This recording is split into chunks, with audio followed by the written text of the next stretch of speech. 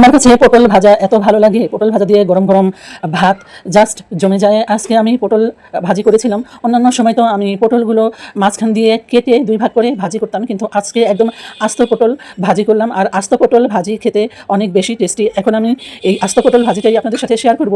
আর পটল ভাজি তো অনেক সহজ, আমি জানি এই পটল ভাজির রেসিপি আসলে নতুন করে শেখানোর কিছু নেই, এটা সবাই পারে, কিন্তু আমার আপনাদের সাথে রেসিপি শেয়ার করতে ভালো লাগে, তাই শেয়ার করা আর কি। তো আমি প্রথমে পটলগুলো ভালোভাবে ধুয়ে পটলগুলো একটু মাঝখান দিয়ে ফেরে নিয়েছি। তারপরে আমি এখানে 1 চামচের মতো মরিচের গুঁড়ো, 1 চামচের মতো হলুদের গুঁড়ো দিয়ে দিলাম। তারপরে আমি এখানে দিয়ে দিব হচ্ছে সামান্য একটু লবণ। তারপরে এগুলো আমি হাত দিয়ে ভালোভাবে মাখিয়ে নিচ্ছি। ভালোভাবে মাখিয়ে নিতে হবে যেন পটলের ভিতরে এই হলুদ মরিচ মানে মশলাগুলো যেন পটলের ভিতরে ভালো মতো ঢুকে যায়। পটলের ভিতরে ভালো করে মশলাগুলো ঢুকলে কিন্তু পটল ভাজা অনেক বেশি টেস্টি হয়। তো যাই হোক, আমি ভালোভাবে এই পটলগুলোকে মাখিয়ে নিলাম মশলার মধ্যে। তারপরে আমি একটা কড়াইতে তেল গরম করে নিয়েছি আগে থেকেই। তারপরে আমি এখানে এই মশলায় মাখানো পটলগুলো একটা একটা করে ছেড়ে দিচ্ছি। তো এভাবে আমি সবগুলো পটল একটা একটা করে দিয়ে দিলাম।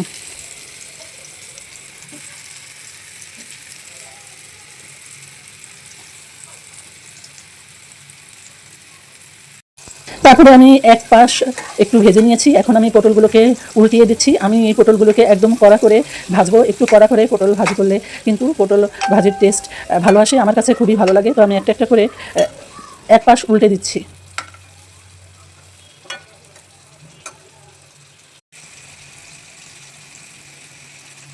তো এক পাশ হয়ে গিয়েছে, এখন আরেক পাশ উল্টে দিচ্ছি।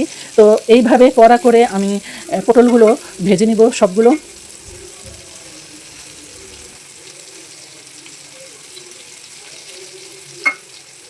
তো আমার পটল ভাজি হয়ে গিয়েছে, দেখতেই পাচ্ছেন আমি খুব কড়া করে পটলগুলো ভেজে নিয়েছি। তো এখন আমি এই পটলগুলোকে তুলে ফেলবো, তুলে আলাদা একটা পাত্রে রাখবো। আর এই পটল ভাজির মধ্যে কিন্তু আমি পেঁয়াজ আর মরিচ ভেজে নিব। পেঁয়াজ মরিচ না ভাজলে তো পটল ভাজির ওই রকম ভালো টেস্টই আসবে না। পটল ভাজির সাথে পেঁয়াজ মরিচ ভেজে নিলে টেস্ট আরও দ্বিগুণ বেড়ে যায়। তো আমি তুলে নিচ্ছি পটলগুলো।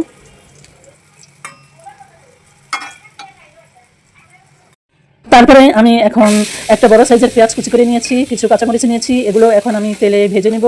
একটু লাল লাল করে ভেজে নিতে হবে, তবে খেয়াল রাখতে হবে পেঁয়াজগুলো যেন পুড়ে না যায়। পেঁয়াজ পুড়ে গেলে কিন্তু তখন একটা তেতো তেতো ভাব চলে আসবে, আর তেতো ভাব চলে আসলে তখন কিন্তু খেতে আর ভালো লাগবে না। তো আমার পেঁয়াজগুলো কিন্তু ভাজা হয়ে গিয়েছে। এখন আমি পটল ভাজাগুলো এখানে দিয়ে দিব।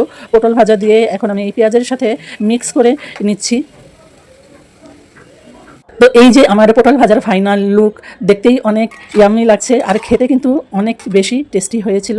তো পটল ভাজা দেখে তো এখনই ভাত খেতে মন চাইছে, আর ক্ষুধাও অনেক বেড়ে গিয়েছে। এখন আমি এই পটল ভাজা দিয়ে গরম গরম ভাত খাবো। তো আমি এই যে প্লেটের মধ্যে ভাত নিয়ে নিলাম, গরম ভাত, তারপরে এই যে পটল ভাজা নিয়ে নিলাম। তারপরে একটু পেঁয়াজ নিয়ে নিলাম আর হচ্ছে একটু তেল নিয়ে নিলাম। তো পেঁয়াজ আর মরিচের সাথে পটল ভাজা দিয়ে গরম ভাত মাখিয়ে খেতে যে এত এত টেস্টি, যারা খেয়েছেন তারা তো জানেনই। আর যারা এভাবে আস্ত পটল ভাজা এখনও ট্রাই করেননি, তারা এভাবে এই আস্ত পটল ভাজা ট্রাই করে দেখবেন। আশা করি আপনাদের অনেক অনেক বেশি ভালো লাগবে।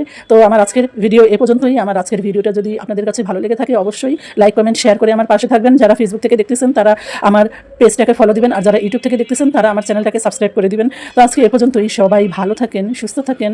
আল্লাহ হাফেজ, আসসালামু আলাইকুম।